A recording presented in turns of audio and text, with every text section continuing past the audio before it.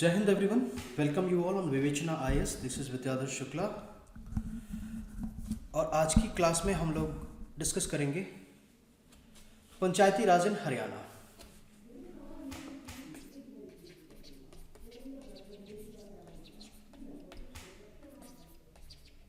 Panchayati Raj system in Haryana. Haryana में पंचायती राज व्यवस्था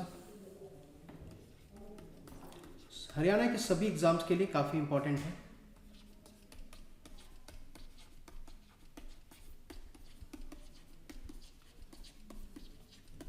इससे पहले इसको हम लोग स्टार्ट करें, थोड़ा सा बेसिक कॉन्सेप्ट हम पंचायती राज को लेकर के क्लियर करेंगे, तब जाकर के इस पे हमें ज़्यादा अंडरस्टैंडिंग डेवलप हो पाएगी ना। तो जैसा कि आपको पता है कि 1951 हमारे यहाँ चुनाव हुआ, आम चुनाव सबसे पहली बार हुआ आफ्टर इंडिपेंडेंस। उसके बाद हम लोगों ने फोकस किया कि हाँ, हमारे जो विलेज एरिया है उनका भी डेवलपमेंट होना चाहिए। यहाँ भी विलेज एरिया में भी इंक्लूसिव ग्रोथ होनी चाहिए और कई सारे प्रोग्राम जो है डेवलप किए गए। 1952 में नेशनल डेवलपमेंट काउंसिल बनाई गई। 1952 ये क्वेश्चन पूछा जाता है, 1952 में नेशनल डेवलपमेंट काउंसिल बनाई गई। राष्ट्रीय विकास परिषद, राष्ट्रीय विकास परिषद जिसको हम कहते हैं NDC, national development council establish की गई 1992 में। और यहाँ पे एक प्रोग्राम स्टार्ट किया गया जिसको कहते हैं community development program. Community development program, community development program CDP. सामुदायिक विकास कार्यक्रम, सामुदायिक विकास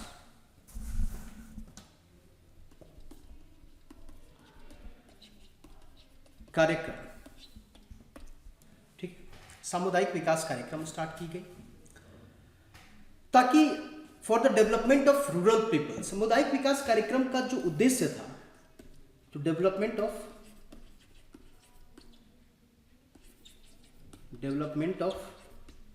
rural people, development of rural people, ठीक है।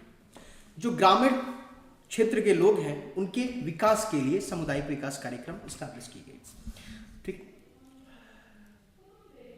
और अगर हम अपने संविधान की बात करें, कॉन्स्टिट्यूएंट असेंबली ने, संविधान सभा ने इनिशियली पंचायती राज को कॉन्स्टिट्यूशनल स्टेटस यानी संवैधानिक दर्जा नहीं दिया। हाँ, पंचायती राज के बारे में, पंचायत के बारे में हमारे कॉन्स्टिट्यूशन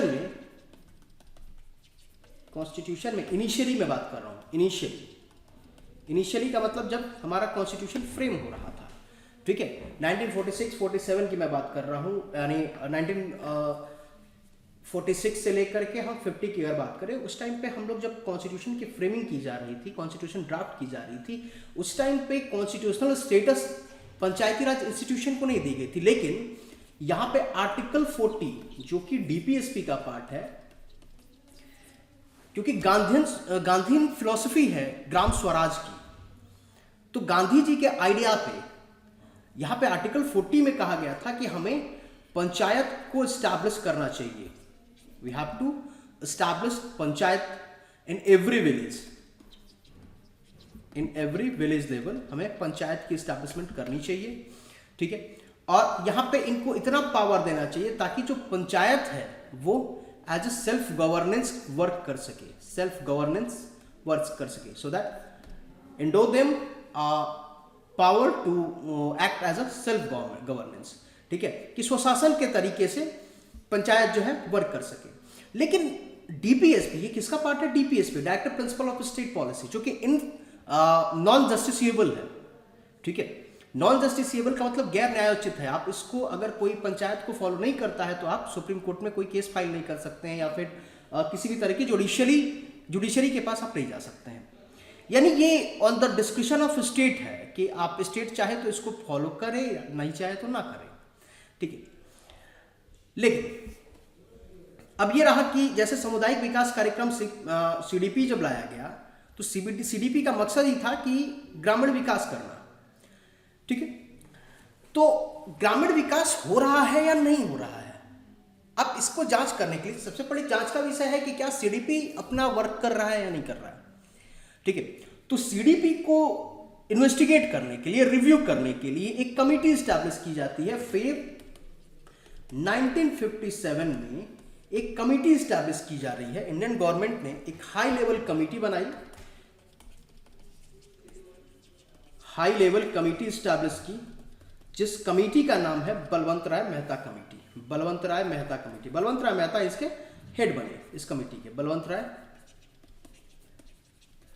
मेहता, इसको कहते हैं बलवंत राय मेहता कमेटी, ठीक। इनका काम क्या था? इनका काम था review the functioning of CDP. इनका, इस कमेटी का वर्क था to review the functioning of CDP. CDP के फंक्शनिंग को, सीडीपी के कार्य को रिव्यू करना, सीडीपी के कार्य को रिव्यू करना, समीक्षा करना, यानी सामुदायिक विकास कार्यक्रम के कार्य को की समीक्षा करना, यह इनका फंक्शन था। इन्होंने नवंबर 1957 में अपना रिपोर्ट सबमिट किया। बलवंत राय मेहता कमेटी ने जो रिपोर्ट दिया वो दिया नवंबर 1957 में, ठीक है। नवंबर 1957 में रिपोर्ट दिया और इन्होंने कहा कि we have to abolish CDP. इन्होंने रिकमेंड किया कि जो सीडीपी है इसको एबोलिश कर दिया जाए, इसको खत्म कर दिया जाए और हमें एक नई सिस्टम 3 टायर, इन्होंने रिकमेंड किया कि 3 टायर पंचायती राज सिस्टम, त्रिस्तरीय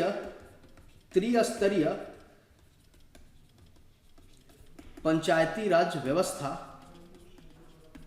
बनाई जाए, ठीक है। This should have form a 3-tier structure for the Panchayati Raj system, ठीक है।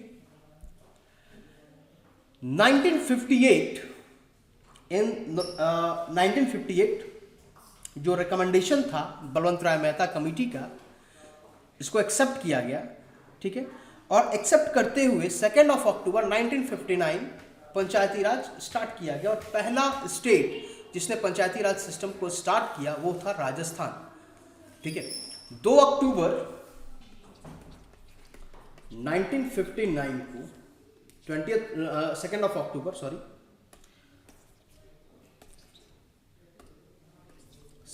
अक्टूबर 1959 को राजस्थान के नागौर डिस्ट्रिक्ट में पहली बार पंचायत की इस्टेब्लिशमेंट की गई, पंचायत का फॉर्मेशन किया गया, ठीक है। सेकंड, फिर ये फर्स्ट स्टेट रहा राजस्थान, सेकंड रहा आंध्र प्रदेश। आंध्र प्रदेश ने भी की थी 1959 में, ठीक है, आंध्र प्रदेश, ठीक है ना। प्रॉब्लम ये हुआ कि जो सिस्टम, पंचायती राज सिस्टम राजस्थान में किया गया था वो फेल हो गया था, ये फेल हो चुका था, क्योंकि इसके लिए इसको कैसे पंचायती राज सिस्टम में राजस्थान कैसे फेल हुआ, इसके लिए एक कमेटी भी इस्टेब्लिश की गई, सादिक अली कमेटी ने कहा था कि पंचायती राज सिस्टम फेल होने के पीछे कारण है कि इलिटरेसी है, अनअवेयरनेस है, लोग अवेयरनेस की कमी है, लोग पंचायती राज को समझते नहीं है, साक्षरता की कमी है, अशिक्षित हैं लोग, ठीक है। और सबसे बड़ी बात कि स्टेट इसको सीरियस नहीं ले रही, क्योंकि इन्फोर्सेबल तो था नहीं, तो स्टेट सीरियस नहीं ले रही है, स्टेट यहाँ पे एक्शन नहीं ले रही है, स्टेट इसको रेगुलेट नहीं कर पा रही है अच्छे से, ठीक है, स्टेट जो है कोऑपरेट नहीं कर रही है, ठीक है। इसके बाद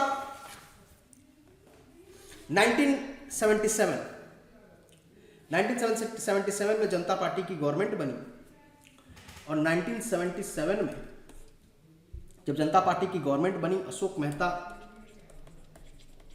कमेटी बनाई गई, यहाँ पे अशोक मेहता कमेटी बनाई गई। पूछा जाता है कि किस ईयर में बनाई गई अशोक मेहता कमेटी, तो 1977 में बनाई गई अशोक मेहता कमेटी बनाई गई। और अशोक मेहता कमेटी ने रिपोर्ट दिया, और अशोक मेहता कमेटी ने 2 टायर स्ट्रक्चर की बात की। इन्होंने 2 टायर स्ट्रक्चर की बात की, ठीक है।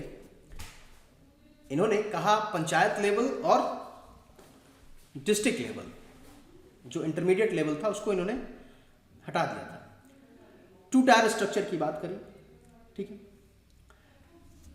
इसके बाद कुछ कमेटी है जिनका नाम आपको याद रखना चाहिए, बस आपके एग्जाम के पॉइंट ऑफ व्यू से मैं बता रहा हूं, क्योंकि हमें बेसिकली हमें यहाँ पे पंचायती राज सिस्टम हम कंप्लीट इंडिया के रिस्पेक्ट में नहीं पढ़ रहे हैं, राजस्थान हरियाणा के रिस्पेक्ट में पढ़ रहे हैं, तो थोड़ा सा हमें बस ये एक ओवरव्यू मैं ले रहा हूँ बैकग्राउंड का, ठीक है, जो आपके एग्जाम में अगर पूछा जाए तो आप उसको आंसर कर सकें। जैसे GVK Rao committee, GVK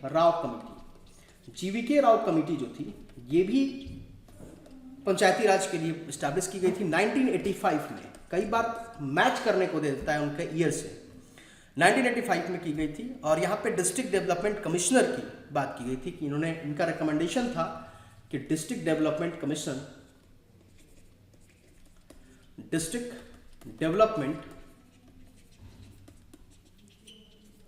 commissioner बनाया जाए, ठीक है। जिला विकास आयुक्त जो आज भी है, जिला विकास आयुक्त बनाया जाए। इसके बाद याद रखिएगा दंतवाला कमेटी 1978, दंतवाला कमेटी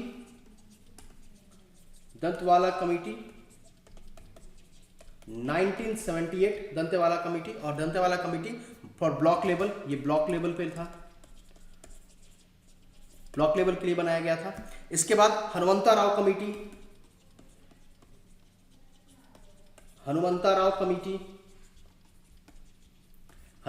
कमेटी जो था ये डिस्ट्रिक्ट लेवल पे था 1984 में, district level, Hanumantha Rao committee 1984 district level, ठीक है। इसके बाद one of the most important committee that is L M Singhvi committee, जो 1986 में बाय राजीव गांधी, 1986 में बनाया गया बाय राजीव गांधी जी, 1986 में बनाया गया।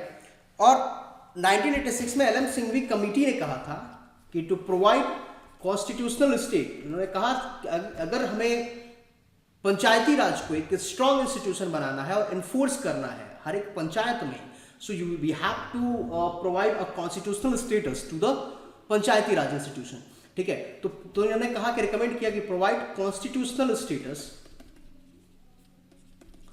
रिकमेंड किया to provide constitutional status to पंचायती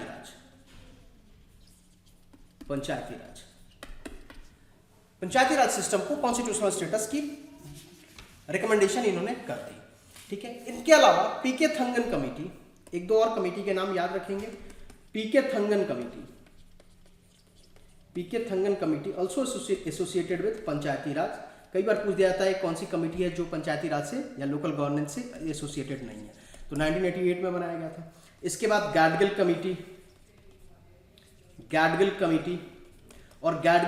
भी 1988 में बनाया गया, ठीक है, कांग्रेस पार्टी के द्वारा, ठीक है। सादिक अली कमेटी, जैसे मैंने आपको बताया था कि कैसे राजस्थान में जो फेलियर हुआ था सिस्टम, पंचायती राज सिस्टम, उसके इन्वेस्टिगेशन के लिए बनाया गया था पंचायती राज सिस्टम, सादिक अली कमेटी, ठीक है ना।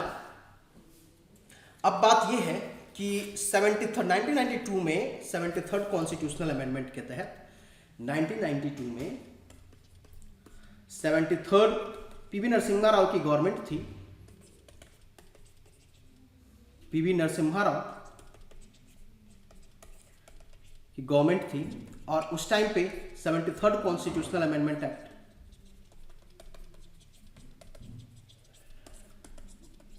73rd कॉन्स्टिट्यूशनल अमेंडमेंट एक्ट 1992, जहां पे 73rd कॉन्स्टिट्यूशनल अमेंडमेंट एक्ट 1992 के तहत पंचायती राज को कॉन्स्टिट्यूशनल स्टेटस दे दिया गया, कॉन्स्टिट्यूशनल स्टेटस यानी संवैधानिक दर्जा दे दिया गया, ठीक है, संवैधानिक दर्जा संवैधानिक दर्जा दिया गया। तो संवैधानिक दर्जा अगर हम देंगे तो पंचायती राज के को पार्ट 9 में संविधान में इंक्लूड किया गया, पार्ट 9 में रखा गया। ठीक है, पार्ट 9 में रखा गया। और पार्ट 9 में रखने के साथ साथ आर्टिकल 243 से लेकर के आर्टिकल 243O तक पंचायत की बात की गई। ठीक है, और इसके लिए 11th शेड्यूल लाया गया, 11th शेड्यूल रखा गया, ताकि 11th शेड्यूल में 29 सब्जेक्ट्स रखे गए। 11th शेड्यूल और 29 सब्जेक्ट्स। ठीक है, यहाँ पे 11th शेड्यूल इंसर्ट किया गया।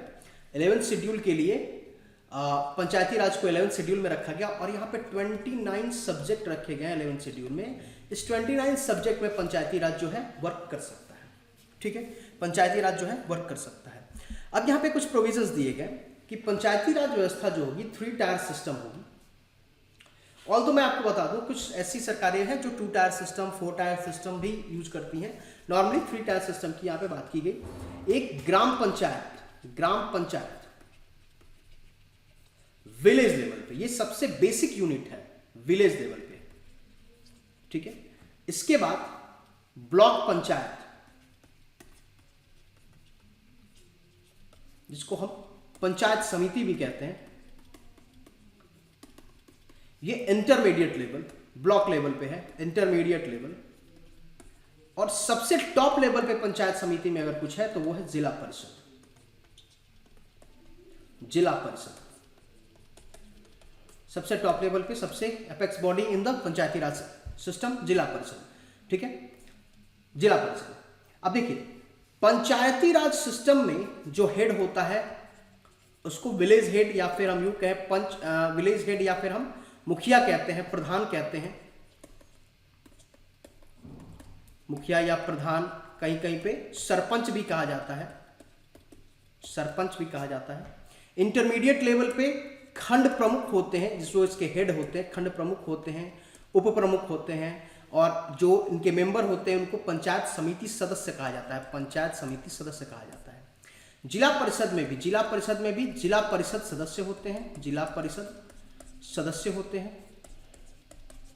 और जिला परिषद का जो हेड होता है वो जिला परिषद का अध्यक्ष होता है। अब एक चीज ध्यान रखिएगा, अब ग्राम पंचायत में भी वार्ड होते हैं, जहां के वार्ड पार्षद होते हैं, वार्ड काउंसिलर होते हैं। ठीक है, वार्ड काउंसिलर, वार्ड पार्षद का डायरेक्ट इलेक्शन होता है। ठीक है, जो हेड है विलेज हेड का भी डायरेक्ट इलेक्शन होता है। विलेज हेड का। इंटरमीडिएट लेवल पे जो सदस्य हैं इनका डायरेक्ट इलेक्शन होता है। खंड प्रमुख का इनडायरेक्ट इलेक्शन होता है। देखो, डायरेक्ट इलेक्शन का मतलब जहां पे पब्लिक वोट करती है, डायरेक्ट इलेक्शन हो गया। जहां पे पब्लिक वोट नहीं करेगी, ये सदस्य जो है ये वोट करके खंड प्रमुख को इलेक्ट करते हैं। तो यहां पे खंड प्रमुख जो इनडायरेक्टली इलेक्टेड होता है। तो याद रखिए, किसका डायरेक्ट इलेक्शन, किसका इनडायरेक्ट इलेक्शन। जिला परिषद का जो सदस्य होता है उसका डायरेक्ट इलेक्शन होता है। वहां के पब्लिक जो है वो वोट करती है, और जो जिला परिषद सदस्य है ये इलेक्ट करता है अध्यक्ष को। तो अध्यक्ष का जो हेड है या जो चेयरमैन है, चेयरमैन ऑफ डिस्ट्रिक्ट काउंसिल, ये इनडायरेक्टली इलेक्टेड होता है। इनडायरेक्ट इनमें इलेक्शन होता है, इनडायरेक्ट इलेक्शन होता है इनका। ठीक है, तो ये ध्यान रखिएगा। ठीक है ना, तो ये प्रोविजंस जो है आपको पता होने चाहिए, ये सारे प्रोविजंस जो है आपको पता होने चाहिए। ठीक है, और 73rd constitutional amendment act 1992, 73rd constitutional amendment act 1992 जो है ये इसमें ये कहा गया कि 24th ऑफ अप्रैल 1994 तक सभी स्टेट्स, ऑल स्टेट्स जो है इंप्लीमेंट करेंगे। ऑल स्टेट विल इंप्लीमेंट पंचायती राज। जबकि 1993 में ये लागू कर दिया गया। ठीक है। और 24 पंचायती राज दिवस जो है, हम 24 को पंचायती राज दिवस मनाते हैं, 24 अप्रैल को पंचायती राज दिवस, पंचायती राज दिवस मनाते हैं, ठीक है ना। अब 73rd कॉन्स्टिट्यूशनल अमेंडमेंट एक्ट 1992 के तहत अगर मैं बात करूं कि क्वालिफिकेशन की जो कॉन्स्टिट्यूशन यानी कॉन्स्टिट्यूशन में 73rd कॉन्स्टिट्यूशनल अमेंडमेंट से जो क्वालिफिकेशन की बात की गई, तो यहां पे कहा गया कि आपकी एज जो होनी चाहिए 21 ईयर होनी चाहिए, चाहे आपको जिला परिषद में जाना है, चाहे आपको ग्राम पंचायत में जाना हो या इंटरमीडिएट पे, 21 ईयर का एज होना चाहिए, ठीक है। यहां पे there is no educational qualification, no educational qualification. मैं कहां पे बात कर रहा हूं, मैं बात कर रहा हूं कहां पे, तो ये अमेंडमेंट की बात की गई, ठीक है। कोई एजुकेशनल क्वालिफिकेशन नहीं, आप इंडियन सिटीजन हैं, आप 21 ईयर का एज हो गया, कोई एजुकेशनल क्वालिफिकेशन, आप चुनाव लड़ सकते हैं, ठीक है। अगर यहां पे ये बात किया जाए रिजर्वेशन की, तो रिजर्वेशन की, आरक्षण की यहां पे बात की गई। देखो there are some changes state according to the state change होता है, क्योंकि जो पंचायती राज है, पंचायती राज या कोई भी लोकल गवर्नमेंट की मैं बात करूं तो ये स्टेट लिस्ट का पार्ट है, ये स्टेट लिस्ट का पार्ट है, ठीक है, राज्य सूची का पार्ट है। तो राज्य का पार्ट है तो राज्य इसमें चेंज करती है, इसमें कई सारे प्रोविजन जो है स्टेट टू स्टेट चेंजेस होते हैं, ठीक है। आरक्षण की बात की गई तो इसमें कहा कि 35% रिजर्वेशन जो है ये किसको मिलेगा, वुमेन को 35% और SC ST का जो रिजर्वेशन होगा वो उनके पॉपुलेशन के प्रोपोर्शन में। अब कहीं पे SC का पॉपुलेशन ज्यादा है तो SC को रिजर्वेशन, उसके अकॉर्डिंग SC को रिजर्वेशन दी जाएगी। और अब जैसे अरुणाचल प्रदेश में SC की पॉपुलेशन नहीं है, ना के बराबर है, तो अरुणाचल प्रदेश में उनसे रिजर्वेशन नहीं दी जाती है, अरुणाचल प्रदेश में ST को रिजर्वेशन दी जाती है, ठीक है। तो according to the population, but ये 35% वुमेन का ये तो हमें लागू करना होगा, ये हर एक स्टेट लागू करेगा, ठीक है ना। अब मैं बात करता हूं कि हम लोग डिस्कस करें about the panchayati Raj 1994, Panchayati Raj act 1994 Haryana के बारे में। हरियाणा ने 1994 में पंचायती राज को लागू किया, ठीक है। हरियाणा इंप्लीमेंट किया, Haryana implemented Panchayati Raj act, Panchayati Raj on 22 अप्रैल 1994, क्योंकि कहा गया था कि 24 अप्रैल तक सभी लोग इसे लागू कर लेंगे, ठीक है, 24 अप्रैल तक सभी लोग लागू कर लेंगे। इस टाइम जब ये लागू किया गया था तो आपसे पूछा जा सकता है कि उस टाइम सीएम कौन थे। उस टाइम जो सीएम थे चौधरी भजन लाल जी,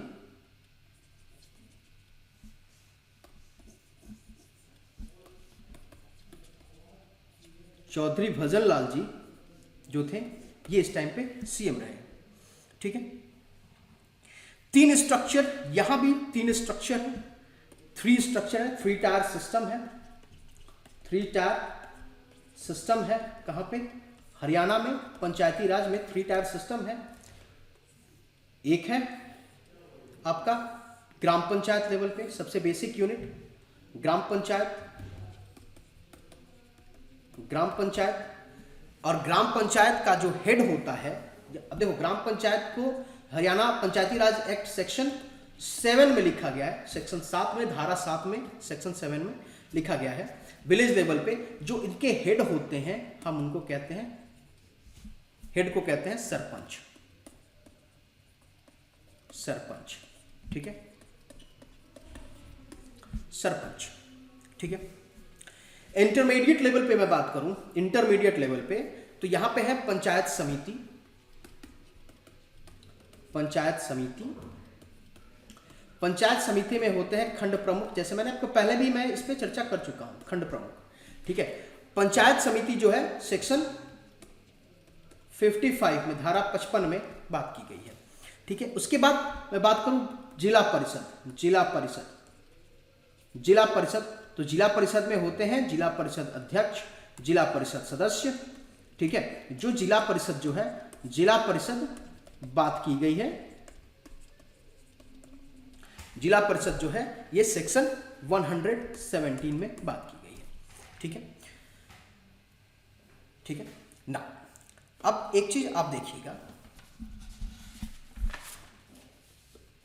एक पंचायत में पंचों की संख्या,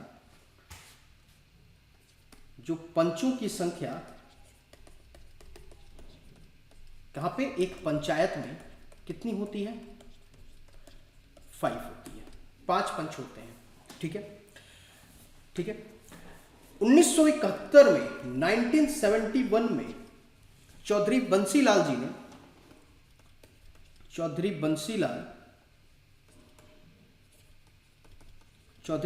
जी ने कहा था कि सरपंच को पंचों के द्वारा चुना जाएगा। यानी इन्होंने इस टाइम 1971 में कहा था कि sarpanch would be elected by the panch. ठीक है, जो पंच है यानी जो सरपंच होगा, सरपंचों को पंचों के द्वारा चुना जाएगा, which means sarpanch would be elected by panch. ठीक है, 1971 की ये बात थी। उसके बाद ये फैक्ट जो है आपके एग्जाम में पूछे जाते हैं ना। 1977 की मैं बात करूं, 1977 तो 1977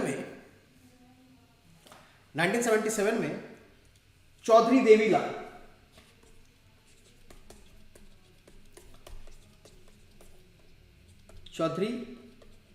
देवीलाल जी, जिन्होंने कहा कि sarpanch would be elected by people. यानी अब सरपंच को पंच इलेक्ट नहीं करेंगे, सरपंच का डायरेक्ट इलेक्शन होगा। ठीक है, यानी सरपंच, ठीक है, सरपंच को कौन चुनेगा, सरपंच का प्रत्यक्ष चुनाव होगा और sarpanch would be elected by people. उस पंचायत के लोगों के द्वारा सरपंच को इलेक्ट किया जाएगा। 1991 जहां पे कहा गया, चौधरी भजनलाल जी ने कहा कि पंचायत का चुनाव जो है 3 वर्षों में एक बार होगा। पंचायत इलेक्शन जो है, इन्होंने कहा कि चौधरी भजनलाल जो उस टाइम पे सीएम थे, चौधरी भजनलाल, जिन्होंने कहा कि जो टेन्योर जो होगा पंचायती राज का, वो होगा 3 ईयर। यानी एक बार 3 साल में एक बार हम लोग पंचायत का इलेक्शन करवाएंगे। देखो, क्योंकि अभी 1991 का दौर है, 1991 के टाइम पे कोई फिक्स नहीं था। अब ये कहां पे, जब 73rd कॉन्स्टिट्यूशनल अमेंडमेंट एक्ट आया तो क्या कहा गया, नहीं ये टेन्योर क्या होगा, 5 ईयर होगा, 5 ईयर्स टेन्योर कर दिया गया। ठीक है, लेकिन ये पता होना चाहिए कि किसने टेन्योर जो है पंचायती राज का 3 ईयर करा था और कब, तो चौधरी भजनलाल जी ने करा था 1991 में। ठीक है, 1991 में। ठीक है, और 73rd कॉन्स्टिट्यूशनल अमेंडमेंट, सीएए में लिखा, उसका मतलब कॉन्स्टिट्यूशनल अमेंडमेंट एक्ट, संवैधानिक संशोधन अधिनियम 1992, जिसमें कहा गया कि 5 ईयर में एक बार होगा। ठीक है ना। 1996 में कहा गया कि पंचायत में सरपंच का पद समाप्त कर दिया गया। 1996 में पंचायत में उप सरपंच, पहले उप सरपंच होते थे, सरपंच उप सरपंच। 1996 में उप सरपंच का पद समाप्त कर दिया गया, एबोलिश कर दिया गया। ठीक है, 1994 में हमने तो अप्लाई कर दिया है। 22 अप्रैल 1994 को पंचायत में, हरियाणा में पंचायती राज एस्टैब्लिशमेंट हो चुकी है। ठीक है ना। अब देखिए कि हरियाणा में जब बात करते हैं, अभी टेन्योर की हमने बात किया, जब हम क्वालिफिकेशन की बात करते हैं कि क्वालिफिकेशन क्या रहेगी। ठीक है, तो जनरली हमने 73rd कॉन्स्टिट्यूशनल अमेंडमेंट एक्ट में हमने क्या कहा कि सिर्फ और सिर्फ एज बताई गई कि एज क्या होनी चाहिए, नेशनलिटी होनी चाहिए, ठीक है, आप वहाँ के इलेक्टेड में इलेक्टोरल रोल में रहने चाहिए, यानी वहाँ पे पंचायत चुनाव में आपका नाम होना चाहिए इलेक्टोरल पंचायत के इलेक्टोरल में, ठीक है। और पंचायत चुनाव कराता कौन है? State election commissioner. ध्यान देखिएगा, पंचायत का जो चुनाव होता है, पंचायत चुनाव कंडक्ट कौन करता है? राज्य चुनाव आयोग। राज्य चुनाव आयोग, स्टेट इलेक्शन कमीशन, राज्य चुनाव आयोग पंचायत का चुनाव कंडक्ट करवाता है, ठीक है ना। अब देखिए, पूरे पंचायती राज सिस्टम में सबकी जो टेन्योर है 5 ईयर की है, चाहे इंटरमीडिएट लेवल पे हो, चाहे बेसिक लेवल पे हो यानी ग्राम के लेवल पे हो, चाहे वो एपेक्स बॉडी हो यानी पंचायत राज की एपेक्स बॉडी कौन है? जिला परिषद, वहां पे हो, ठीक है ना। इसके अलावा जो क्वालिफिकेशन, लेकिन पंचायती राज एक्ट, हरियाणा पंचायती राज एक्ट में जो क्वालिफिकेशन की बात की गई, कहा गया कि देखिए जो क्वालिफिकेशन होगी वो उसमें कुछ एजुकेशनल क्वालिफिकेशन होगी। तो हरियाणा में कहा गया पंचायत राज में, पंचायती राज में एजुकेशनल क्वालिफिकेशन रखा गया। अब पंचायत के सरपंच बनने के लिए आपको एक क्वालिफिकेशन रखा गया, एजुकेशनल क्वालिफिकेशन का क्राइटेरिया रखा गया। ये एजुकेशनल क्वालिफिकेशन पंचायत के लिए क्या था कि अगर आप जनरल कैंडिडेट हैं, आप जनरल से बिलोंग करते हैं, तो आपके पास कम से कम 10th पास आप होने चाहिए, एटलीस्ट 10th पास होने चाहिए। जनरल कैंडिडेट मेल 10th पास, जनरल कैंडिडेट वुमेन या अदर कोई भी वुमेन जो है वो 8th पास होनी चाहिए कम से कम, ठीक है। और अदर की मैं बात करूं, अदर किसी भी आप कास्ट से, किसी भी कम्युनिटी से बिलोंग करते हैं तो आपको 8th पास होना चाहिए। बाकी अदर किसी भी क्राइटेरिया कैटेगरी से आप बिलोंग करते हैं तो। अब देखो कितनी अच्छी व्यवस्था रखी गई कि क्वालिफिकेशन, एटलीस्ट जो हमारा लीडर है, जो हमारा रिप्रेजेंटेटिव है, at least they should have some minimum qualification, minimum educational qualification. ये चीजें पार्लियामेंट लेवल पे भी होनी चाहिए, स्टेट लेजिस्लेचर के लेवल पे भी होनी चाहिए, ठीक है। ये बहुत अच्छा स्टेप जो है हरियाणा ने लिया था। अच्छा, ये एजुकेशनल क्वालिफिकेशन जो क्राइटेरिया है, यानी शैक्षणिक योग्यता क्राइटेरिया करने वाला हरियाणा सेकेंड स्टेट बना, ठीक है, क्योंकि फर्स्ट स्टेट जो था वो राजस्थान था। ये लिख लीजिएगा, educational criteria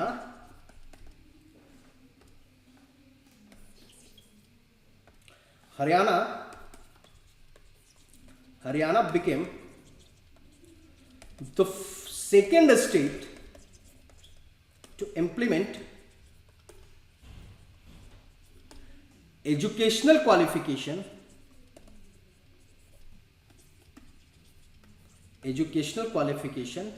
in Panchayati Raj system में शैक्षणिक योग्यता लगाने वाला हरियाणा पहला स्टेट था, सॉरी दूसरा स्टेट था। फर्स्ट कौन था? फर्स्ट था राजस्थान जो था वो पहला था, ठीक है, राजस्थान पहला था, ठीक है। तो ये ध्यान रखेंगे, क्लियर। तो ये कब किया गया था और ये किया कब गया था, ध्यान रखिएगा। ये कब किया गया था? ये किया गया था 11 अगस्त 2015 में पंचायती राज को अमेंड किया गया। पंचायती राज एक्ट ऑफ हरियाणा, इसको अमेंड किया गया, इसमें संशोधन किया गया। और ये कब किया गया? 11 अगस्त 2015 को, 11 अगस्त 2015 को अमेंड किया गया। और यहाँ पे एजुकेशनल क्वालिफिकेशन का जो क्राइटेरिया है वो इंसर्ट किया गया, ठीक है, ये ध्यान रखिएगा।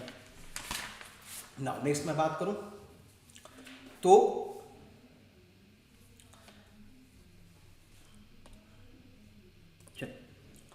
नाउ अब यहां पे कुछ फैक्ट्स और भी जरा ध्यान रखिएगा कि ग्राम सचिवालय बनाया गया, ठीक है।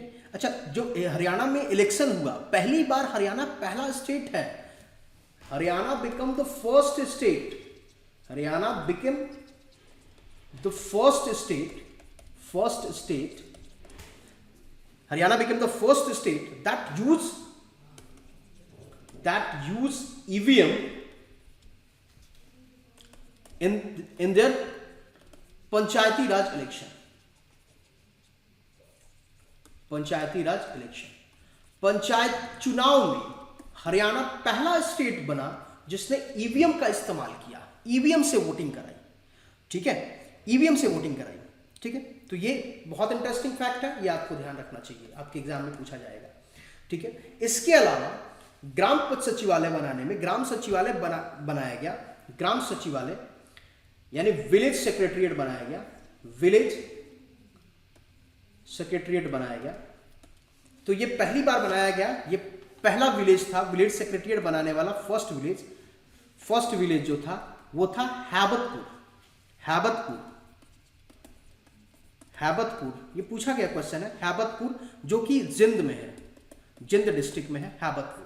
तो पहला सेक्रेटरीट यानी ग्राम सचिवालय बनाने वाला पहला जो पंचायत था, पहला विलेज जो था वो था हैबतपुर जो कि जिंद डिस्ट्रिक्ट में है। ठीक है, इसके अलावा आपको ये भी ध्यान रखना हो कितने ग्राम पंचायत हैं। तो 2011 सेंसस के अकॉर्डिंग टू 2011 सेंसस, 2011 सेंसस के अकॉर्डिंग कितने, तो 6212 जो थे ग्राम पंचायत थे। ग्राम पंचायत 6212 ग्राम पंचायत। देखिए अभी ज्यादा है, अभी प्रेजेंट की मैं बात करूं तो प्रेजेंट ये मोर देन 6311 से भी ज्यादा है प्रेजेंट टाइम में, मोर देन 6300, यानी मैंने कहा 6300 प्लस है। लेकिन आपसे जो डॉक्यूमेंटेड है वो पूछा जाता है, तो ये ध्यान रखिएगा। तो अकॉर्डिंग टू द सेंसस 2011 की जनगणना के अनुसार 6212 ग्राम पंचायत है हरियाणा में। ठीक है, तो इसके अलावा हरियाणा ग्रामीण विकास संस्थान, हरियाणा ग्रामीण विकास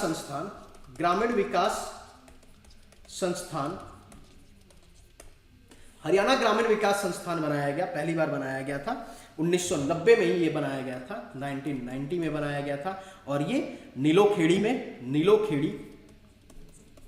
नीलोखेड़ी जो कि करनाल डिस्ट्रिक्ट में है, नीलोखेड़ी करनाल में बनाया गया था। ठीक है, और पहली आदर्श गांव, फर्स्ट आइडियल विलेज, बहुत इंपॉर्टेंट है ये, first ideal village of Haryana का पहला आदर्श गांव जो था, पहला आदर्श गांव बना सुई। ठीक है, जो कि भिवानी डिस्ट्रिक्ट में है, भिवानी जिले में है सुई। ठीक है, सुई। इसके साथ साथ आप ये भी ध्यान रखिएगा कि पंचायती राज में महिलाओं को 50% आरक्षण है। जैसे मैंने ये कहा था ना, वुमेन को 73rd कॉन्स्टिट्यूशनल अमेंडमेंट क्या कहा, 73rd कॉन्स्टिट्यूशनल अमेंडमेंट कि वुमेन का जो रिजर्वेशन होगा, रिजर्वेशन वुमेन का कितना होगा 35%, बट हरियाणा में ये रिजर्वेशन जो है वो है 50%, 50% का रिजर्वेशन जो है ये किया गया, 50% का रिजर्वेशन किया गया। और ये किया गया था हरियाणा पंचायती राज अधिनियम 2020 के तहत। ठीक है, हरियाणा पंचायती राज अधिनियम, पंचायती राज एक्ट 2020 के तहत, जिसमें वुमेन को 50% रिजर्वेशन प्रोवाइड किया गया। ठीक है, वुमेन को 50% का रिजर्वेशन जो है दिया गया। ठीक है, नाउ एक और फैक्ट है, याद रखिए कि हरियाणा में गांधीनगर जो है, गांधीनगर जो कि हिसार में है, ये पहला जो है हरियाणा का पूर्णतः बाल विवाह मुक्त जो है ये गांव है, बाल विवाह मुक्त गांव। ठीक है, हरियाणा का पहला जो है पूर्णतः जो है बाल विवाह मुक्त गांव है। ठीक है, बाल विवाह मुक्त गांव है। ठीक है, और दो हरियाणा जो है जो 22 डिस्ट्रिक्ट है हरियाणा के, इन सभी जगहों पे जो है हम पंचायती राज को बहुत काफ़ी इफेक्टिव तरीके से अपनाया जाता है।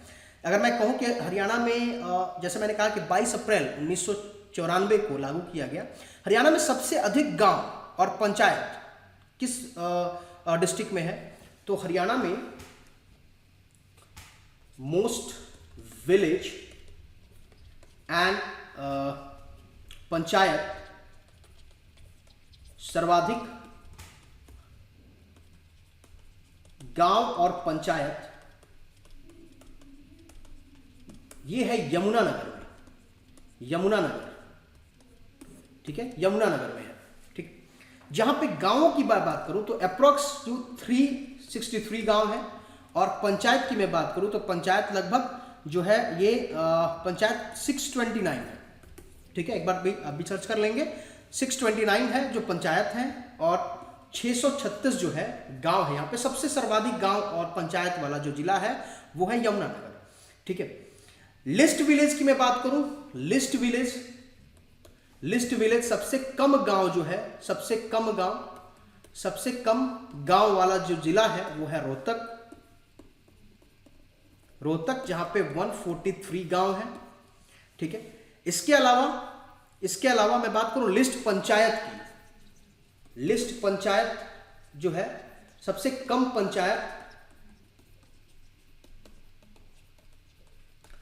पंचायत जो है ये है फरीदाबाद में। ठीक है, फरीदाबाद में। देखो, ये पहले फरीदाबाद था, अब कहीं जगह पे ना चक्री दादरी भी कहा जाता है, चक्री दादरी भी लिखा आता है। तो ध्यान रखिएगा, या तो अगर फरीदाबाद भी हो सकता है, चक्री दादरी भी है, जहां पे 119 जो है वो विलेज है, सॉरी पंचायत है, 119 पंचायत है। ठीक है, तो ध्यान रखिएगा। ठीक है, तो ये हमारा पंचायती राज सिस्टम रहा, और आप इसको जरूर पढ़िए, और आप हमारे साथ कनेक्ट हो सकते हैं। हमारे स्क्रीन पे जो नंबर है इस पे आप कॉल कर सकते हैं, क्योंकि हम जैसे कि आपको पता है कि जो हरियाणा पीसीएस के नोटिफिकेशन आने वाले हैं और एग्ज़ाम भी होने वाला है, और काफ़ी अच्छी खासी अपॉर्चुनिटी आपको मिल रही है, तो इस अपॉर्चुनिटी का फ़ायदा लीजिए और अच्छी से प्रिपरेशन कीजिए। ठीक है, जैसे भी प्रिपरेशन करो तुम, अगर कोचिंग के साथ हो तो कोचिंग के साथ करो, अगर सेल्फ स्टडी कर रहे हो तो सेल्फ स्टडी करो, अच्छी प्रिपरेशन करो। हाँ, हम लोग के साथ जुड़ना चाहते हो, विवेचना आईएएस आपके लिए एक क्रैश कोर्स भी लेकर के आई हुई है, 100 डेज क्रैश कोर्स है, जहाँ पे कंप्लीट प्रीलिम्स ओरिएंटेड हम लोग डिस्कस कर रहे हैं। ठीक है, और अभी उसमें इकोनॉमिक्स पढ़ाई जा रही है, तो आप चाहें तो आप ज्वाइन कर सकते हैं, आप डेमो ले सकते हैं, डेमो देख सकते हैं। ठीक है, स्क्रीन पे नंबर दी हुई है, आप एक बार कॉल करके डिस्कस कर ले, बात कर ले। ऑनलाइन और ऑफलाइन दोनों क्लासेस यहाँ पे अवेलेबल हैं। सेक्टर 14 में हम लोग हैं, ओल्ड डीएलएफ में। ठीक है, तो आप स्क्रीन पे नंबर है, आप एक बार डिस्कस कर सकते हैं, बात कर सकते हैं। ठीक है, तो मिलते हैं नेक्स्ट लेक्चर में। थैंक यू सो मच, जय हिंद। विवेचना आईएएस एकेडमी, आपका लक्ष्य हमारा विश्वास।